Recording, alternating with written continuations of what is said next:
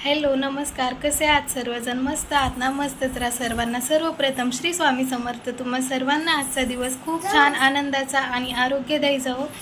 तर आज मी तुम्हाला दाखवणार आहे की मी रोजची देवपूजा कशी करते आणि किती वेळ लागतो. तर चला व्हिडिओला सुरुवात करूया. तर देवपूजा करण्याच्या अगोदर मी सर्व देवघर अगोदर स्वच्छ पुसून घेते. माझी देवपूजेची सुरुवात अशीच होते. अगोदर सगळं एकदम स्वच्छ असलं की देवपूजा करायला पण छान वाटतं.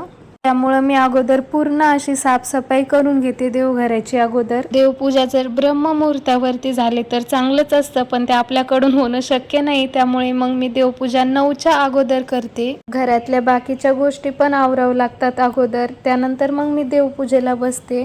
तर सर्वात अगोदर मी देवाचे फुलं काढून घेतले. हे फुलं मी वाहत्या पाण्यामध्ये किंवा एखाद्या झाडाखाली टाकून देते. ज्या ठिकाणी कोणाचे पाय लागणार नाही अशा ठिकाणी हे फुलं टाकायचे किंवा वाहत्या पाण्यामध्ये टाकायचे.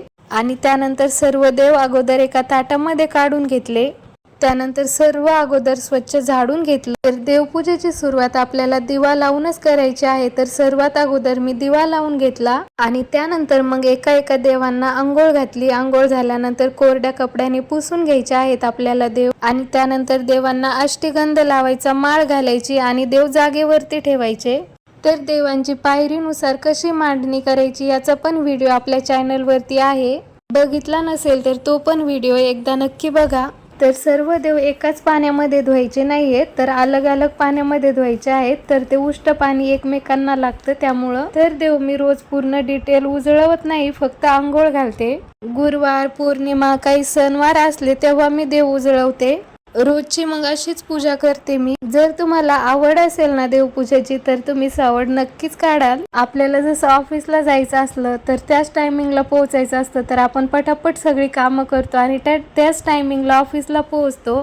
तसंच हे कामच आहे आपलं. काम म्हणण्यापेक्षा आपलं कर्तव्य आहे. आणि बघा, हा मंगल कलश मी फक्त मंगळवारी, पौर्णिमेला आणि शुक्रवारी बदलते. रोजचं फक्त या मंगल कलशावर पाणी घालते थोडंसं, म्हणजे नारळ कोरडा पडणार नाही आणि नारळाला तडा जाणार नाही.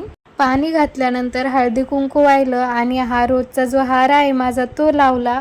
तर बघा, मंगल कलशाचा असा शृंगार केल्यामुळे मंगल कलश किती छान दिसतो. सर्व पूजा झाल्यानंतर देवासमोर मी एक लोटी भरून पाणी ठेवलं. त्यानंतर साखरेचा नैवेद्य ठेवला आणि स्वयंपाक झाल्यानंतर आपण रोजची जी भाजी पोळी बनतो त्याचा पण मी रोजचा नैवेद्य देवासमोर ठेवत असते. त्यानंतर सर्व देवांना फुलं ठेवली. मला ना देवपूजेची इतकी सवय झालेली आहे आता रोजच्या, की एक दिवस जरी घरामध्ये देवपूजा नाही झाली की मन असं वर खाली होतं. म्हणून आपण जर ठरवलं ना या टायमिंगला देवपूजा झाली पाहिजे आपली, या टायमिंगला आपण देवपूजेला बसलंच पाहिजे, तर पुढची सुद्धा कामं आपली वेळेवरती होतात आणि देवपूजा सुद्धा लवकर होते. मला साधारणतः सकाळी देवपूजा करायला 1 तास लागतो आणि पूर्ण जर डीप क्लिनिंग केली देवघराची तर 2 ते 2.5 तास सहज लागतात.